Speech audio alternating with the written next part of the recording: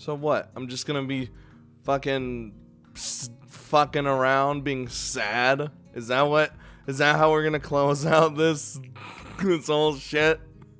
Because I know we're close to the end. Oh boy, do I know everyone's telling me I'm close to the end. So what the hell does that mean? I'm just gonna be walking around so sad, so upset, so stressed out, and then, I don't know, I'll die. That's just how this is gonna turn out. And then you guys will be like, yeah, you got the good ending. I'll be like, that's the good ending. I already know it's coming. Also, the snap of my mobile phone is closing. Contrast with the ambient chatter and noise audible even in the hallway outside the library. It's the first day of the summer holidays, a time that had perpetually seemed so far away, and yet it's now not only here, but also made painfully obvious by the students or lack thereof left in the school. Most students have returned home to spend the holidays with relatives by now. The few that are left are mostly chatting amongst themselves, usually about what they intend to do in the coming weeks. It makes me feel the odd one out for taking advantage of the school library being open for the first several days of the holidays. Ostensibly, it's for students to drop off any books that they borrowed and have yet to return, and for those who will have their parents pick them up to help pass the time until they get whisked away. Thanks to the recent lengthy phone call from my parents, which had so rudely woken me from my sleeping on a beanbag at the back of the library, I'm now in the latter category. Nose. Sliding my phone back into my pocket, this time remembering to set it on silent, I go back into the quiet and wholly placid room. Just like sad. Well, I'm sad. I mean, it's a nostalgic sight, just as when Lilly first led me to the library. The orange tint of sunset bathes the room in its light, while Hanako sits on a beanbag, silently reading, and Yuko fusses, just barely visible behind the counter. Hanako especially has been noticeably more quiet than usual since yesterday's happenings, but I can't really blame her. I mean, give her time. She's an independent lady. She's fine. It wasn't just me that depended on that person after all. I quietly walk back to the beanbag near her where I'd sat before, being doubly careful not to make any unnecessary noise. I'm just sit there and just stew. The soft puff it gives as the beanbag takes my weight makes Hanako's eyes flick toward me, but only for a second. I saw it too. You see that in her eyes? I get the feeling that Hanako's been quiet only partly out of sadness following Lily's departure. Rather, she seems more thoughtful and measured than I'd expected, perhaps due to her desire of working out how to deal with Lily's leaving, rather than just being depressed over it. Makes me a little proud of her. I know I am. She's grown so much. And it wasn't even her route. Hey, Hanako? Yeah? Still going ahead with your idea of traveling? She gives a determined nod. I'll be starting in a day or two. Naomi's decided to come with me too. Wow, quick start. Where are you two headed first? I think we're going to start by going north, then loop down and go southward. I see. So Hokkaido's going to be first? She gives another nod, more tentative than the last. The significance of that place is not lost on either of us. Do you know how you're going to handle the traveling expenses and accommodations? Yeah, I've worked everything out. I think it should be okay. Naomi says she has her side worked out too. Well, if you need anything, you can just call, right? I gave you my number before. Any time of day's fine. I'm all alone. She gives a smile, which in and of itself feels like a small personal victory. I know. Thanks, Isao. Maybe Lily was right. Although I may offer Hanako any help I could possibly give, I feel as if I know she doesn't need it. Dude, I'm just being left behind now. That's how I feel. She really has grown. Hanako's plans for her holidays are in sharp contrast to my simple following of my parents' suggestion to stay with them. Holidays had always made me feel less excited than most, though, so maybe this is just a return to the status quo. Before my heart attack, I'd always lived so aimlessly that holidays weren't all that much different from my everyday life anyway.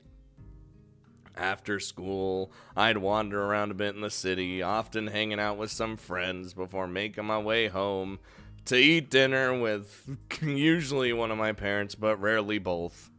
Their work schedules didn't leave much time for them to be home, and going there straight from school would have just meant I'd end up feeling bored. I was an urbanite. Through and through, I'm an urbanite. Since coming to Yamaku, though, it feels like I've fundamentally changed as a person. The phone call with my parents erased any traces of doubt I might have held on that in any case. Ooh, burp. While before I had exercised a fairly normal level of independence for a teenager, that not being a whole lot, my parents were more than pleased to hear of my newfound ability of taking care of myself. Laundry, cooking for myself, cleaning, all in addition to other general chores that come from living without parents around. Just little menial things that I picked up, but with relative ease. When I think about it, I've always depended on them, even if they hadn't been at home at all the time. To say I never depended on anyone after moving to Yamaku dormitories would be far from the truth, though. Excuse me. What? Oh my god, why did I say it like that? I didn't mean to be rude, I'm sorry. I don't know why I did that. The two of us look up at the awkwardly fidgeting figure in front of us. Some things never change. It's getting close to closing time, so, alright, I'd forgotten the library closes earlier. Especially during the holidays. Oh, god damn it. Hanako and I both get up and dust ourselves off, placing our books back on the shelf behind us. The fact that our tastes in reading material have a fair amount of overlap is useful at times. With a bow to Yuko to apologize for taking so much time, Hanako takes her leave of us. See you tomorrow, Isao. Bye. Oh my god.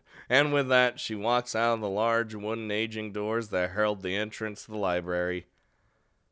She's a quiet person, isn't she?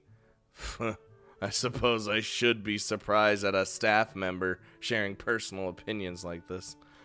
But after knowing Yuko for a while, it's largely expected. Our relationship is more personal rather than the one with her acting as an authority figure. Yeah, I think that's just how she is, and I wouldn't change her for the world.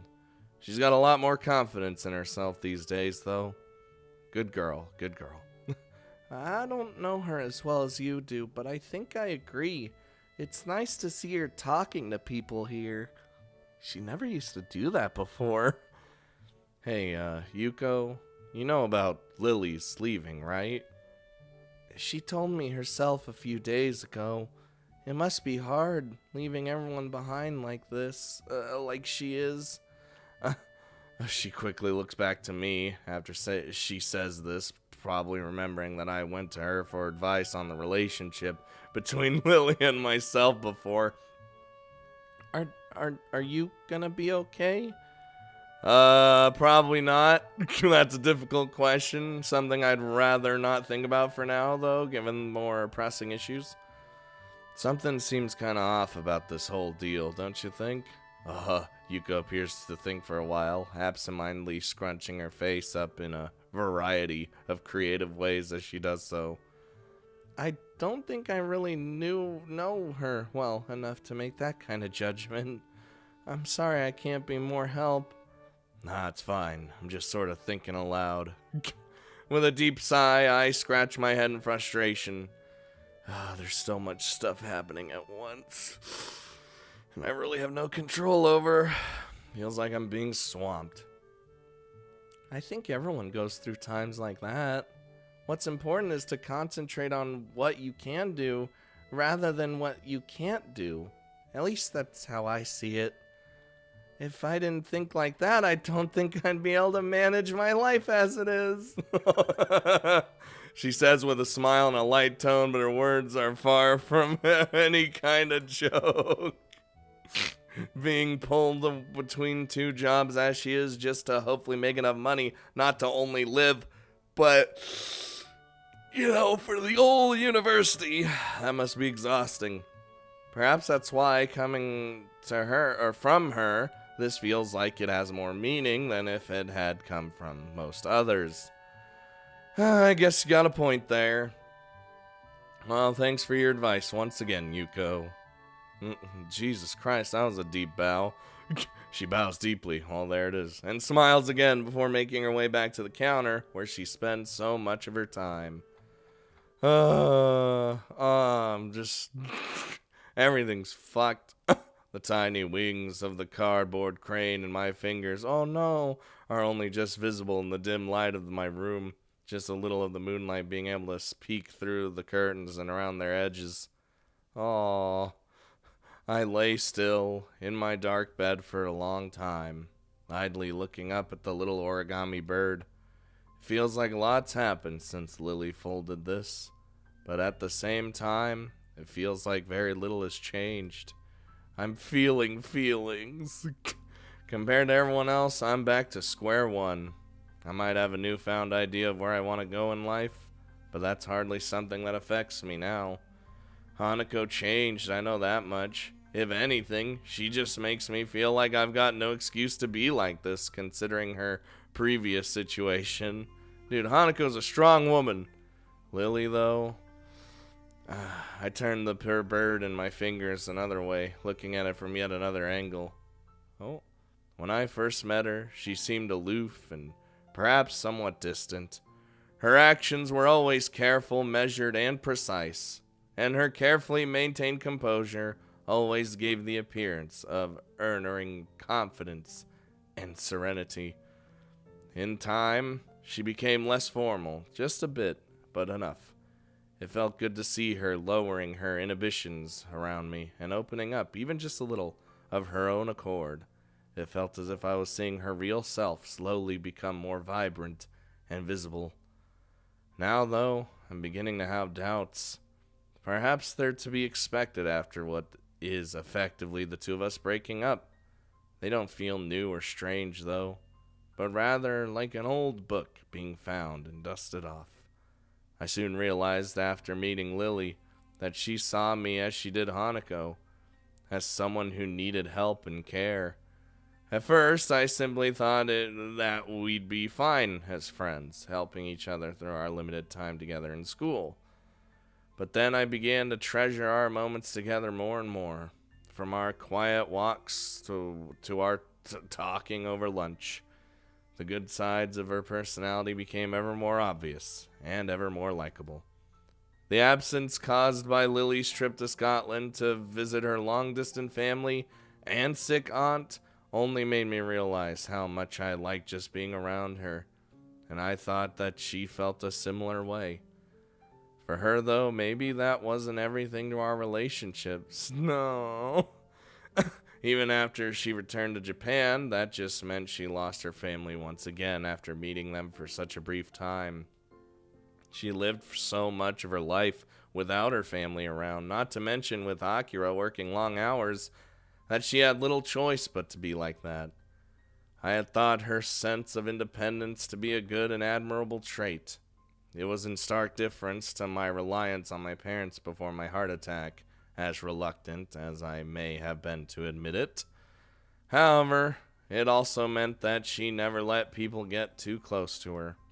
She lost her family, likely due to her blindness, went to a different school from anybody she knew because of it, and worked all the harder to make sure she didn't end up a burden on her sister and those around her. And now, Akira's going to Inverness, just like the family she thought she'd lost. She never told me of her plans, as conflicted as she was about them. Lilly didn't want to be a burden on anyone, including me. I'm an idiot. I never questioned it.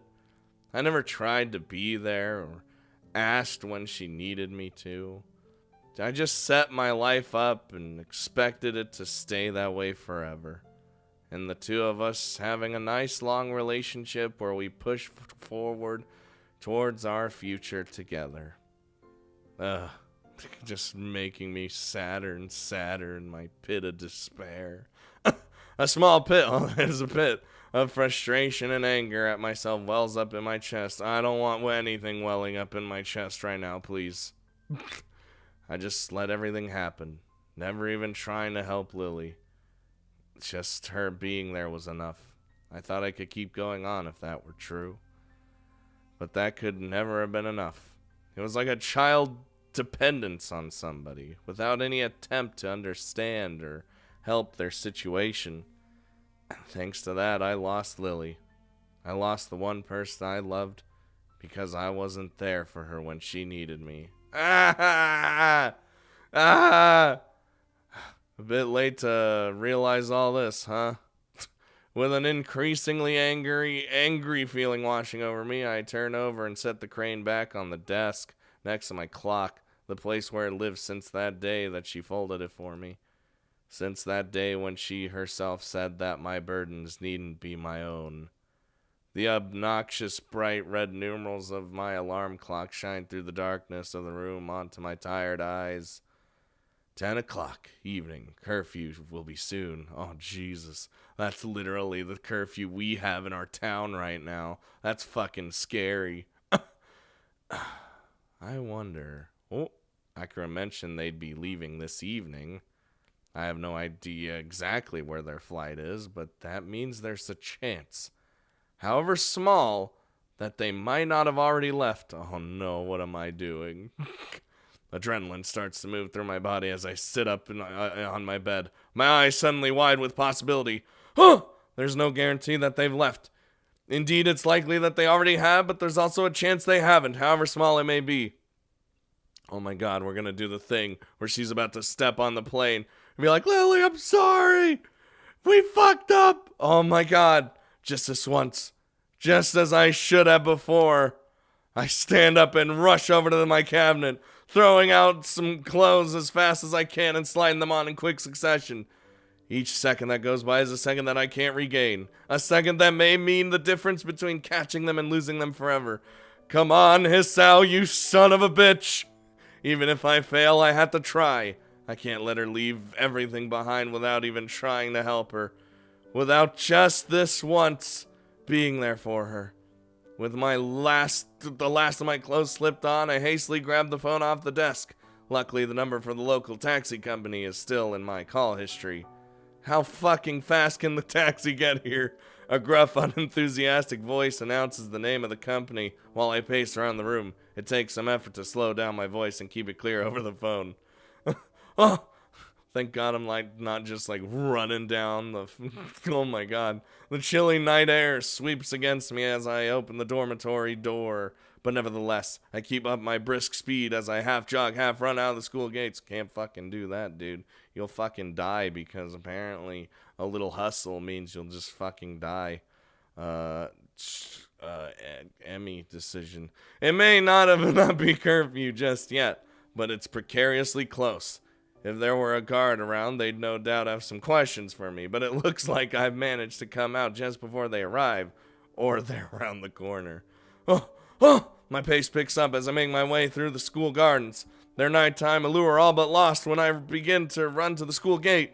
The lamps of the courtyard, dim as they are, provide just enough illumination to light the way and prevent me from tripping over. The buildings themselves take on a rustic, almost antique-looking edge when I glance at them. Fuck that, though. I ain't got time. Looking back, it seems strange that they once appeared so dark and looming to me. Now they just look to be somewhat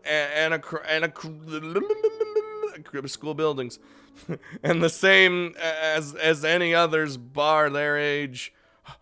Leaving the gates behind me, I pull up to a stop just before the taxi. Damn, I made a good time. Parked just as Akira's car had been. Its gaudy and brightly lit sign looks out of place in this quiet country backdrop. I impatiently squeeze myself through the door, giving the driver the address for where the two should hopefully be staying. Oh, please, I need this. This is why you had a keep going game. By the time the taxi pulls up after its trip at maddeningly casual speed, it's well and truly deep into the night. Where the hell am I? Hold on, what is this fucking place? The house is truly enormous. Its sheer size much larger than I'd expected, and ominously still. Fearing the worst, I asked the driver to stay just in case my efforts are for naught. A single press on the fancy intercom system outside the gate produces a short electronic melody in the otherwise silent road. It's not long before a somewhat deep, gruff voice can be heard from it. Hello? This is the Hakamichi residence. Please state your name and why you're fucking bothering us this late. I press on despite inwardly wincing at the reasonable annoyance audible in his voice. Dude, is someone like the what? It's well truly in the night. That means it's like 11. Around 11. Well, I mean, it was about to be 10 when we left, so. But like, shit, man.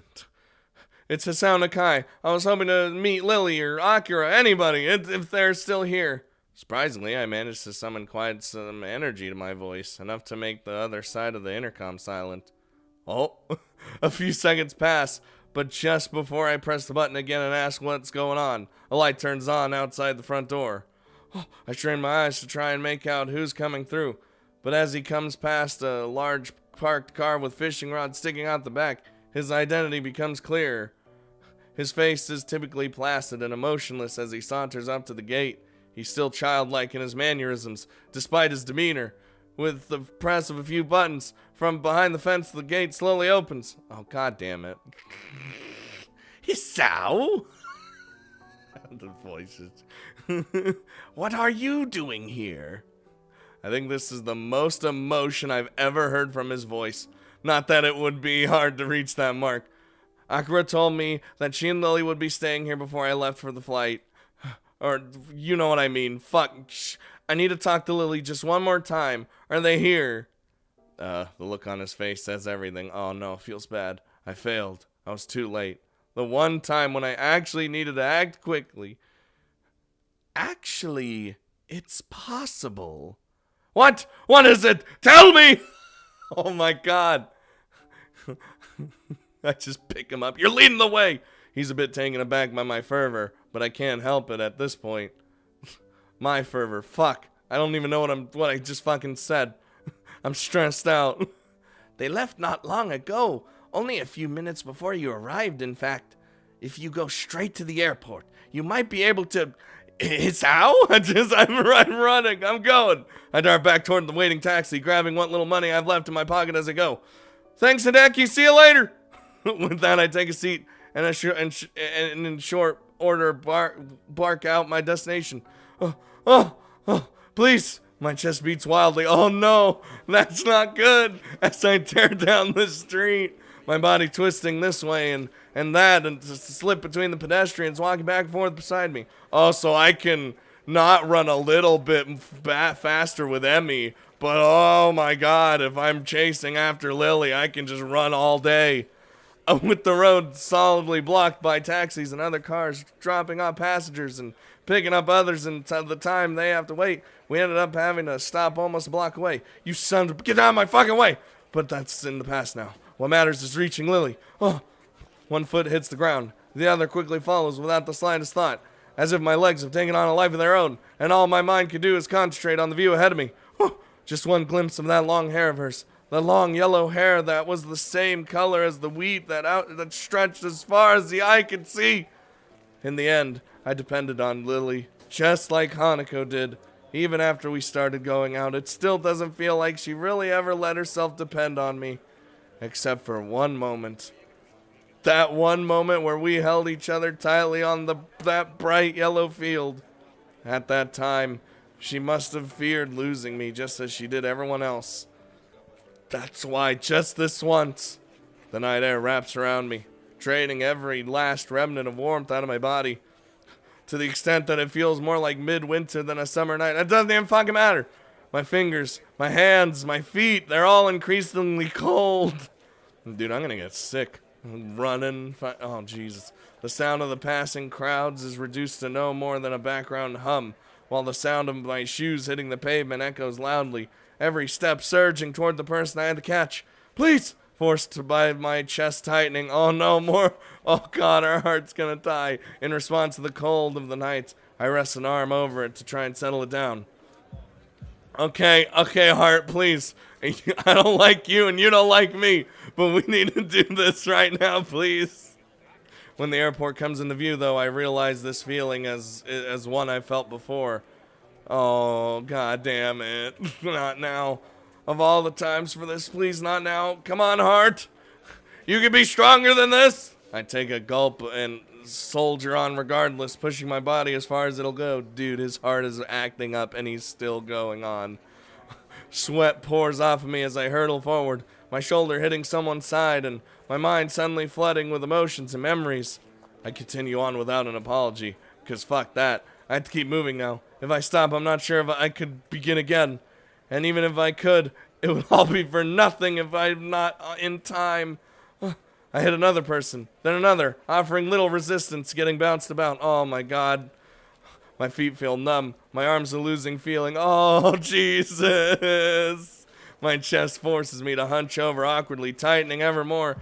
Okay, heart, please. I've never asked you for anything other than keeping me alive, and I really need this right now.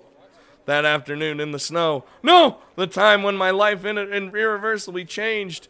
Images of Iwanako and that damn letter flash over and over in my mind. The first love I'd lost thanks to my condition. I won't lose another one. I can't let that happen again. I don't care what happens to me anymore. I just need to see her one last time. There! Oh! Did I see? Ah! Get over there! Oh my God! A silver and a sliver of yellow and white comes into view some distance down the road. Her figure silhouetted by the lights emanating from the airport entrance. Lilly! Lilly! Lilly, stop, please, Lilly!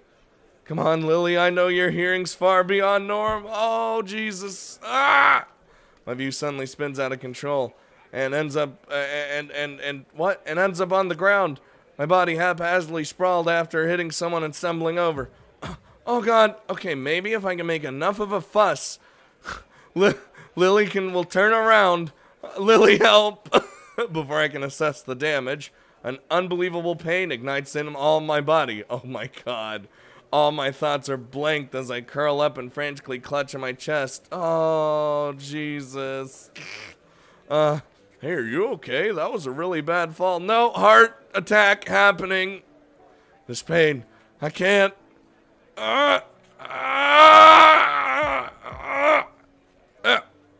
Any sharp knock would do me in. Any overexertion. I thought I could overcome my limits this once. Something's wrong with him. Yeah, okay, I mean, make enough of a fuss. What's the matter?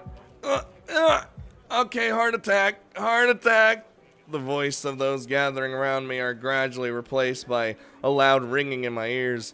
By now, I'm unable to move my head, my eyes turned upwards to see the mute moving of their lips. Oh, well, there it is. I guess I'm dead now. Well, not dead, but I am, in fact, having a heart attack. I mean, maybe there's a silver lining. Maybe, like I said, if enough of a fuss is made, Lilly will turn around, and see me, even though I'm, like, passed out or something. Or dying. Either way. Yeah, I'm definitely dying. But even as I clutch my chest, I realize I can't feel my fingers anymore, nor my feet. Feels like my entire body's shutting down, starting from my extremities. Oh, no! With one last effort, I turn my head down the road toward the airport entrance. That's casting its light over me. Lilly is there behind the crowd. Her head is tilted, but only just slightly. Oh, no! No! I can feel my vision dimming as I try to yell out. But nothing emerges from my mouth despite my best efforts. Slowly but surely, my vision begins to black out the scene before me. So this is how it ends. I don't know. I failed. I was so close. So very close. But at the very last moment, my condition seized my chance at a new life and dragged me back. Now I'm gonna die. I wouldn't say we're gonna die. Sprawled out just meters from an airport, with a crowd of babbling people surrounding me and with Lily leaving for Scotland just a little distance ahead. Lily. That last word extinguishes the last of my energy. The world falls into a deep, inescapable blackness as every muscle in my body shuts down. I'm sorry, Lily. I was too late. Okay, now hold on. Now hold on. I'm fine. I'm totally fine. And I'm gonna tell you, I bet your ass Lily stayed.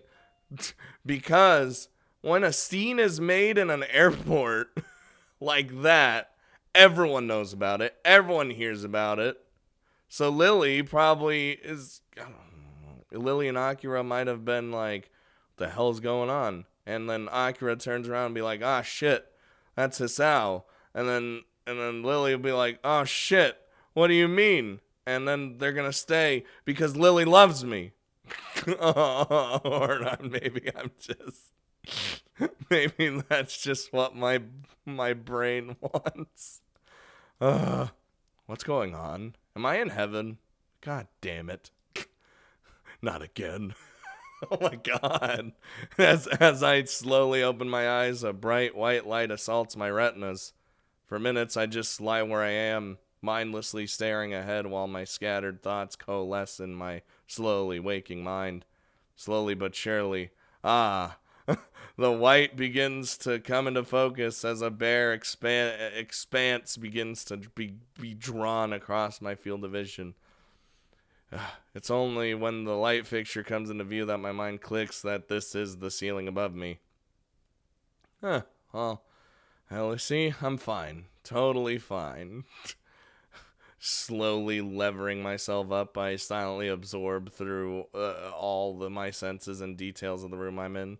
The smell and the taste of strong bleach hang in the air, lending the impression of a place just slightly too clean to be natural. Dude, it's a hospital. You gotta be clean. Inoffensive pale peach colored walls, all perfectly painted without a crack, stain, or imperfection. A single framed painting hangs on the wall, perfectly straightened, like the walls. It's as boring and inoffensive as can be. My attention's grabbed by the translucent curtain waving across my vision, my eyes following it to the open window it covers. When I move my right arm to try and lift up myself and look through it, don't do that. I feel the catheter dig in uncomfortably. Ooh boy. It's only now, too, that I noticed the cannula tubes winding around my cheeks and into my nose. Dude, we are plugged in. We had a heart attack, buddy.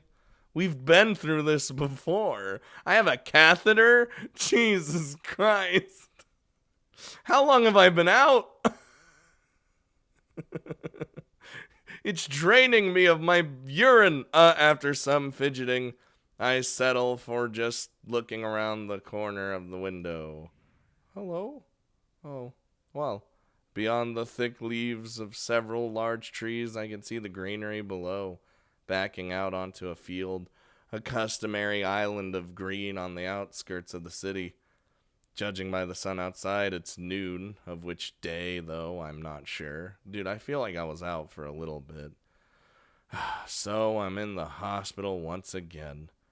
I let out a long, tired breath as I try to collect my scattered thoughts, my mind seemingly casting in a dozen directions all at once, with as many emotions running through me. After slowly lying back down, I decide to start at the beginning. Why I'm here. I cast my mind back, but I can't work out a smooth recollection of what happened. The events of last night, or whatever night it was, came back more as a series of snapshots and a cohesive memory. Oh my god. I don't know, whenever it does like the static shit, it like freaks me out. Cause you know it's like it's either could be for memory or like you're freaking, you know? Lying on my bed, looking at the origami bird, talking to Hideki outside the Hakamichi residence, running down the street, passing pedestrians and bumping into more and more of them. Falling, fucking looking up at the searingly bright airport entrance, seeing Lily's back as I lay on the ground. It wasn't even time to appreciate back sprites. Not that it was a sprite, it was just a CG. The silence of the private room suddenly feels overwhelming. So that's it. I had my chance to correct my mistake, and I blew it.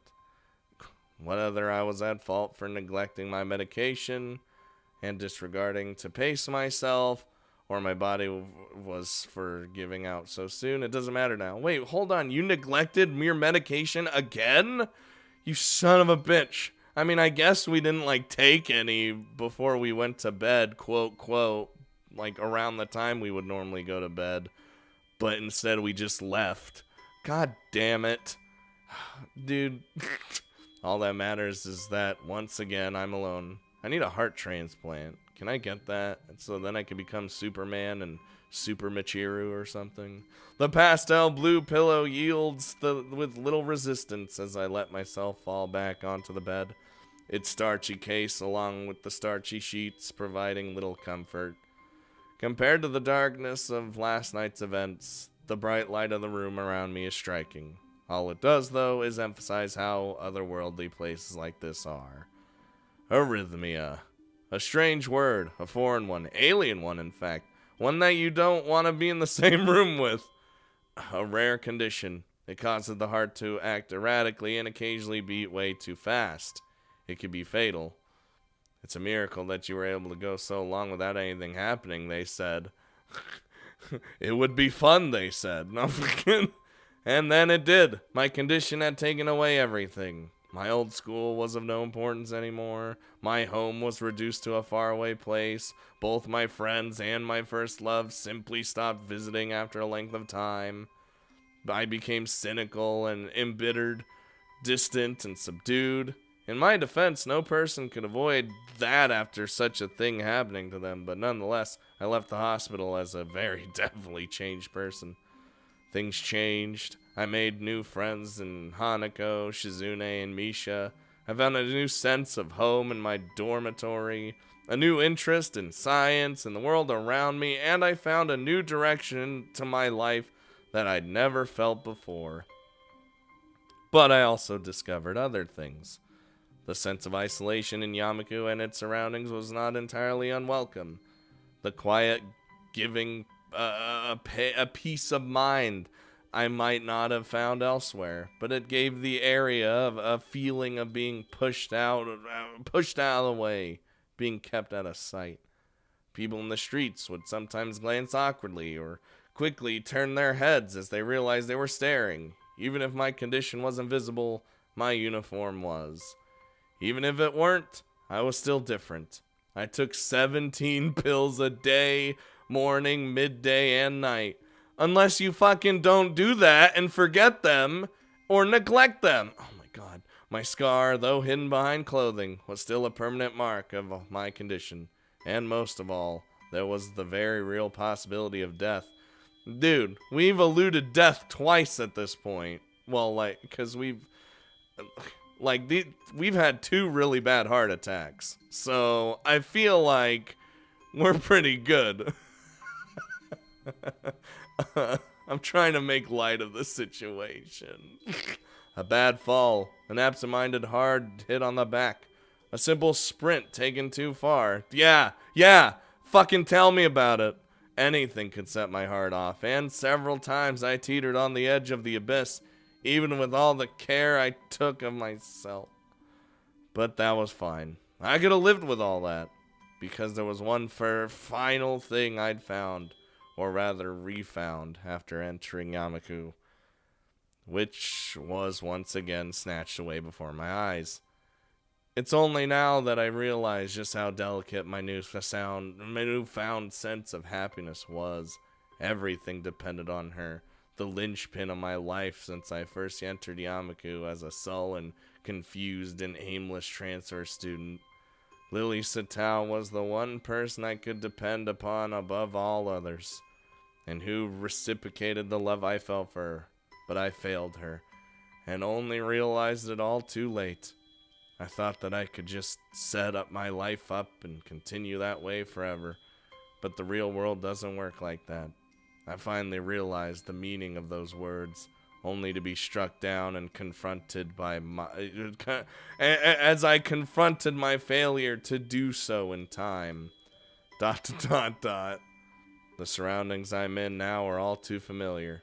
It's as if Yamaku was but a dream, and I'm still recovering from my first major heart attack.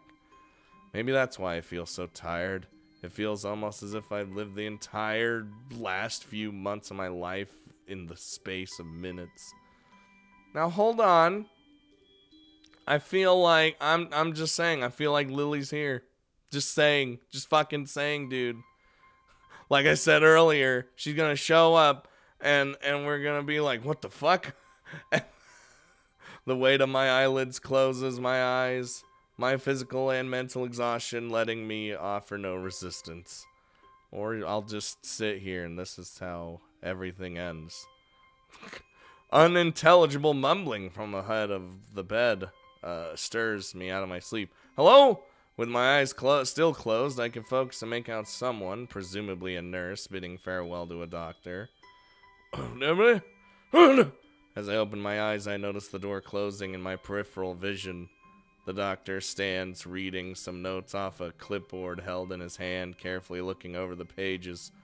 After consulting his obviously very important documents, he looks up and notices my gaze. It's now that I notice something slightly odd about his expression and general disposition, but I can't quite put a finger on it. Oh God, don't tell me it's even worse. Ah, I see you're awake, Mr. Nakai. Like he just looks at his notes. His quick glance to my bed end to verify my name. Yup, I fucking knew it. Shows that his documents obviously didn't have it written on them. I must admit this is a bit unfortunate. Your parents visited just earlier while you were asleep. I can notify them you're awake now if you'd like.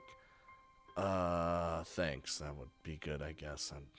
I give a somewhat dazed reply, most likely the one you'd expect before really thinking about what I'm saying.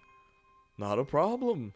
If you have any other questions you'd like to ask, I'll be happy to answer them.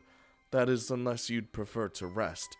The anesthetic's still going to be affecting you a bit, I'm afraid. Anesthetic, of course. That'd be why I felt so strange the first time I woke up. I'm plugged into everything. I slowly shake my head, not wanting to dislodge any pipes or cause myself any more discomfort than necessary. See? We're like super plugged in. The doctor politely puts down his chalkboard. He just has a chalkboard. His clipboard in response. He just puts down a chalkboard. This fucker. I guess my main question is, what actually happened? What exactly? To put it simply, you've unfortunately had another heart attack. While not as severe as your first, you were very lucky it occurred so close to a hospital. Dude, I'm just a lucky son of a bitch. After being stabilized, you were taken to the operating room. What followed was keyhole surgery in order to insert a temporary pacemaker. Oh my God. Maybe that's what I needed this whole time, is a pacemaker. All in all, the incident happened 2 days ago. Okay, so it has been a couple days. With emergency treatment being carried out very soon afterward. Since then, we've kept you under very close observation while you were asleep. Will I be alright? Are there any lasting problems? Compared to the procedure carried out for your first heart attack, this was relatively minor. Alright. while you will still have to undergo surgery once more in a few days' time to remove the pacemaker, assuming there are no complications, there should be no lasting implications. Like I said, shouldn't I have an actual pacemaker, like not a temporary one? I only vaguely know what a pacemaker does, though, so it might not be, like, for the best. He continues talking, the subject shifting to the repetition of facts about arrhythmia and my medications I already know. I start to nod and feign interest while my mind drifts. I begin to think about how perfectly hung the inoffensive painting hanging on the wall behind his shoulder is, and how neat and sterile the surroundings are, even including the doctor himself. Well, look, he has to, he has to, man. If my mumbling bores you, you are quite welcome to say so, Mr. Nakai. Lord knows I lose track of myself sometimes. He gets why he's boring. Or that he is boring. Oh, shit. He gives a short chuckle at his self-deprecating joke as I grimace awkwardly, having been rather badly caught out. The doctor's chuckle sounds different from that of the nurse at Yamaku, though, come to think of it. As I ponder why, I realize that the man in front of me feels just that little bit off. His smile is neat and sterile. He delivers his little joke perfectly with a customary inoffensive chuckle. Dude, I'd be so offensive. It's like, rather than talking to a man whose name is neatly printed on the name tag printed to his lab coat, I'm merely interacting with an actor reading off a pre-rehearsed script. Every action having been choreographed beforehand. Dude, he's been through this whole time, alright? I suppose he has to be this way, though, being a doctor. He has to keep his neat and sterile smile when chatting to the girl with cancer slowly spreading through her body, when reassuring the woman who will surely die from childbirth, and with every other terminally and critically ill patient. Jesus Christ. Can I not? That little bit of distance, that little bit of aloofness. It makes me wonder if I've been too harsh, especially considering it's a disposition far from being adopted only by people in his profession. After all, the one I loved kept that same distance from others herself. Looking up to the doctor again, I realize I've been in thought with my head bowed for some time. I understand you must be tired. You've been through a lot, and as I mentioned before, the anesthetics would still be affecting you. If you don't mind, I'll let you to get some rest and tell your parents you've woken up for you. I think that would be good. Thank you. Thank you. He gives a curt nod before picking up his clipboard, I almost said chalkboard again, and making his way to the large white door in the corner of the room, closing it behind him with a thud. In the end, I'm alone again. Lily's gone. Hold on. I wouldn't put it past you, game, if you just brought her back. Like, I'm telling you. I am the guru. You cannot underestimate my guru powers. What is said will happen. Lily's gone, Akira's gone, Hanako would be traveling, and even my parents have already left the hospital. 4 pale peach walls, 1 white ceiling, and a single open window to look out towards the world outside. It's hard to think of the future when the past is crowded around you, claustrophobic in its neat, sterile, starchy, bleach-smelling grip. Lost for what to do or focus on, I content myself with sleeping the time away as if this were all just another dream like Yamaku had been. Alright, bye, white. A sterile, clean white for a sterile, clean room. My eyes open and I simply stare at the ceiling for some time. It's about as interesting as the television would be, mounted in its metal rack hanging off the ceiling ahead of the bed. What the hell? Indeed, the television saw its entire use during the time my parents were here, left on quietly as they waited for me to wake. It was about as banal as it had been for the first time I'd ended up in the hospital. Earlier today, an attending nurse had offered to turn off the EKG's speakers. I refused simply because the sound is so entirely normal to me now. It's almost comforting in a way. The metronome-like regularity gives at least some feeling that time is moving, even in a place like this. After some time of listening to its beeping while I fully awake, though, I realize there's another sound in the room. Sound? I hear the music. That's why I was like, oh my god. Concentrating all my efforts on listening, a task made rather easy by the lack of distractions, a tiny, tiny melody can be heard. Perhaps a music box that a certain somebody has. Light and quiet, the music sounds almost fragile as it's dwarfed by the EKG's pulses. What? Tilting my head just slightly to the side in an effort to see the source of the melody without dislodging any of the sensors and pipes stuck onto me, I notice a little wooden box sitting on the nightstand next to the bed. See? See? My mouth opened just slightly while I silently watched the tiny yellow metal drum slowly rotating inside, the little bumps on its surface gradually moving in and out of sight. This music box is the one I gave. The creaking of the door breaks me out of my reverie, my head and heart remaining still as my eyes turn to see who comes through. Long tan skirt, peach off-the-shoulder sweater, pale and almost porcelain skin, blue clouded eyes and long yellow hair. See? All I could do is stare as Lilly slowly walks into the room, her fingers lightly running over the wall for orientation, and my mind comes to a shuddering halt. He's like, what the... Lilly? She stops mid-stride, her entire body tensing. Sal? Was that you?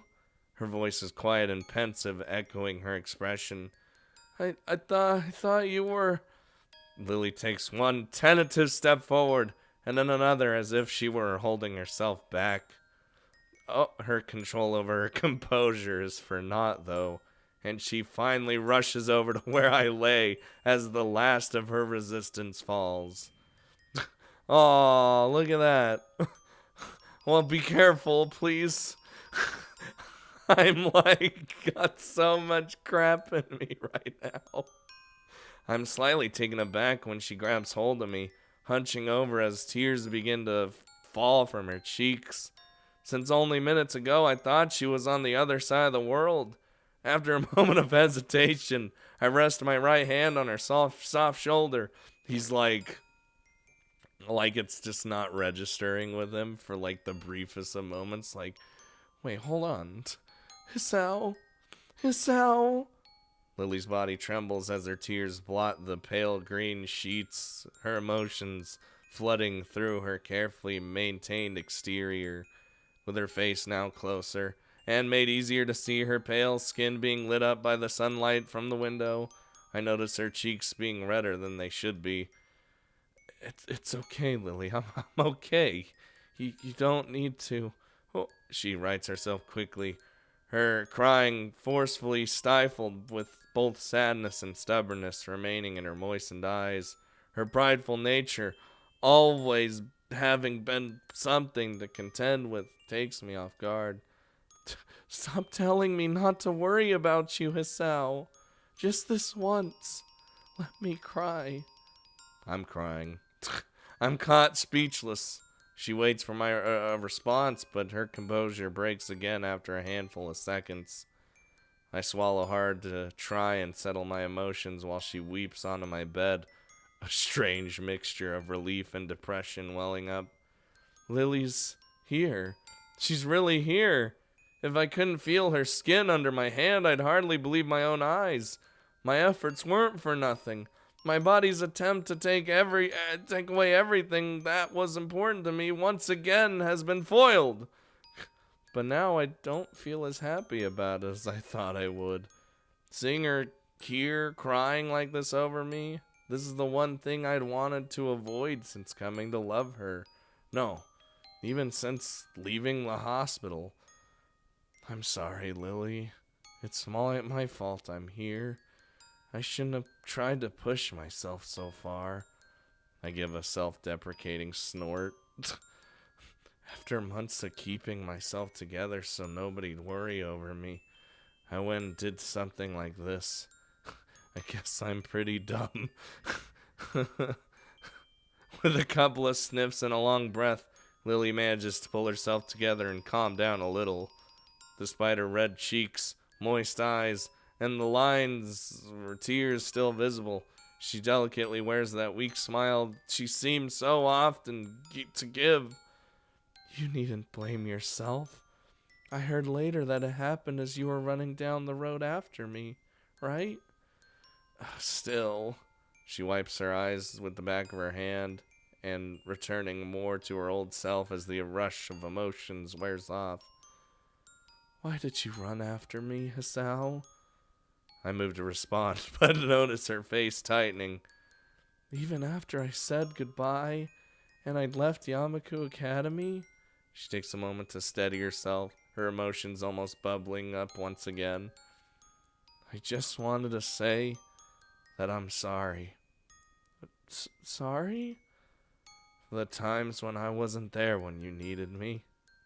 Until now, I thought you just being there would be enough. I only needed you by my side to make any day feel better. Even if my body may be like this, I want to help you, Lilly. To be there when you need someone. But you always were there, Hisao. Why did you want to go to Scotland, Lilly? Why? I told you before. Because Akira was going and because of my family's summons to their home. Why didn't you say that you wanted to go? I'm not stubborn often, but this one time I think I need to be. I want you to stay here, Lilly, goddamn. I want you to stay where everyone you know lives, and where all your dreams and ambitions were made. If you choose to stay, I'll never leave your side. I won't let you lose another person. I'm fucking crying. When I had my heart attack, I was snatched away from everyone and everywhere I knew. You showed me a new life after I came to Yamaku. I'd lost my past, but you showed me a future. It's true that I haven't always been there for you. I'm unreliable. Sometimes I lied, and I thought I'd come to understand you when I haven't even understood myself. Be that as it may, I want to give you a future as well. I want to be there for you, to share both your burdens and your happiness, just like I promised back in Hokkaido. I want you to trust me. I know I had problems coming to put my trust in you, after losing so many people I'd known after my heart attack, but that's how I know that being able to trust others can feel awful. That's why I can't watch you just throw everything away like this. I never want you to go through what I did. I would do anything to stop that. You can be quite steadfast when you want to be, can't you? As I said, it ain't often. My weak smile drops, though, as the IV in my arm digs in a little. Ow! It's a harsh reminder of my tether to my condition. Lily's face tenses as I let out a small gasp of pain, immediately making me wish I'd stifled it better. All I could do is sigh in defeat. I tried not to let anyone worry over me the entire time I left the hospital, but I can't even stop the one person I love most from crying over me. Even if I might finally be able to put my feelings into words, I feel pretty useless with a body like this. Every time I tried to reach towards something, it was just snatched away. And even now, things only turned out for the better due to luck. I guess that's something else I should apologize for. All I can ever do is make you worry. Even now, there's very little chance I'll live anywhere near a full life. The feeling of Lily's warm, soft hand moving over my left cheek makes me lift my head up. Her smile gentle and warm as she touches me. I think that is something very natural for you to say. You're always so sincere and self-conscious. You are also reserved and mild-mannered, and patient to a fault with Hanako, yet curious about everything and everyone. When I said I missed you while I was with my family, I wasn't lying or exaggerating. The thought of you was never far from my mind and helped me through that time. That's why I was so confused about what to do when my family summoned me. Even after I thought I had made my decision, you tried your hardest to challenge me about it. I didn't confess to you out of pity or believing you were somehow different from what you are. I confessed because I never want to lose you and want you to always be a part of my life, no matter what might change. You are a very beautiful person, Hisao. Your heart changes none of that. So please don't apologize for yourself anymore. For a long time, silence reigns in the room. Not really sure what this newly born feeling inside me is, but it pales into insignificance as I wordlessly gaze at Lilly's smiling face, warm and gentle as it always has been. It's only as her thumb crosses my cheek, wiping away a single drop of moisture, that I realize that this is all I've ever wanted. From what feels like the first time, I give an earnest, wide smile as Lilly feels it against her palm. She returns the gesture. More time passes before either of us says a word, neither of us needing speech to communicate our feelings to each other. I know I can't promise you that I'll always be around, or that we'll be together forever. With some difficulty, I slowly lift my hand, placing it on her pale shoulder. But I think I can at least take you to next year's Tanabata Festival to make up for making you miss this year's. Lily's expression is one of surprise, though I can't say I blame her. You remembered that? I got a pretty good memory, sometimes. She raises her head a little and takes her hand from my cheek, giving a small, amused giggle. I smile absentmindedly at how earnest she is, almost girlish in its lightness. Still smiling warmly, she collects herself and stands upright, with a hand resting on my chest. It feels like I'm seeing her for the first time. The sun of the window glowing behind her just as it did when I first walked into that room where she was drinking tea. And that was the episode where everyone stated loud and clear that Lilly was in fact best girl. Very well then. Shall we make it a promise between the both of us to go to next year's Tanabata together? Even if she can't see me doing so, I nod approvingly. I promise. I promise. Help. Follow my tears.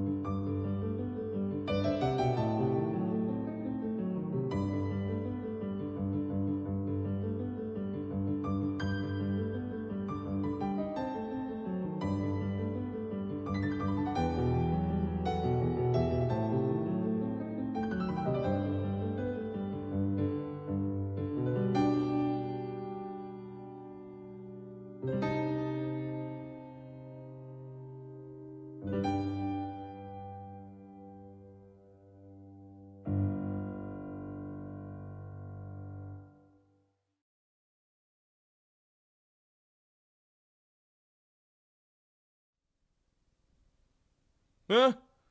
Where am I? Like how it always shows, like, the designs and stuff of like them to going through and with the credit. You know what I'm fucking trying to say. Akira, Lilly, and I silently sit on the grassy embankment high above the local town, the breeze gently blowing through the cloudless sky. We may be just a few minutes' walk from town, on a hill just outside its limits, but the view is entirely unexpected. Lilly sits beside me, her eyes closed, as the gentle breeze flows through her hair. This is a nice area. Yeah, I never knew a place like this was anywhere near Yamaku. And I and I had to be the one to find it, of course. Akira's grin is genuine, but her tone is slightly different from her usual carefree nature, like how Akira stayed behind too. It's good that you're out of the hospital, though, Hisao. Man, nobody's more glad than I am. I can't stand hospitals. So, you two going back to school tomorrow? Yup. Akira chuckles in amusement before looking back out the window of the town below. The trees between the buildings swaying in the wind. Pity we can't go up north for the summer holidays or get to Tanabata. I wouldn't worry, there's always next time. You'll be graduating before the next summer vacation, won't ya? Yeah, there'll still be college after that, mind ya. Going to the same one? Likely. We both have high enough scores to meet the entry requirements. You sound so sure. Don't worry, you're better than I am in most subjects. Well, I guess we'll work it out in due time. That's the way. Just enjoy yourselves in Yamaku while you're there. Lilly gives a sad sigh at the distinction made between Akira and the two of us. Do you really need to go back to Scotland? Feels bad. Yeah, the folks are already out for my blood as it is. You weren't meant to stay this long? Well, she stayed behind because Lilly stayed behind. So, she gives her trademark wild grin. Setting my boyfriend up with a passport took some time. Oh, well, look at that. You're taking him with you? Just for a while at first. He's a surprisingly worldly guy, so I think he'll do just fine. Akira gives an amused snort, like that. When I cry, man, the nose just gets a little crazy. If our father had his way, I'd have been gone a long while ago. I just couldn't pass up an excuse to stay with my favorite little sister a little while longer, though. She leans right and gives Lilly a tight, playful hug, cheering her up considerably. It's nice to be with you one last time, though. For what it's worth, I'm in the same boat. Thanks, you two. I'll try and come back sometime. Don't worry. It's a shame that the business keeps you so busy. The place won't run itself, I'm afraid. And I think it's gonna... oh God, why'd I click the thing? And I think it's going to be just the same over there.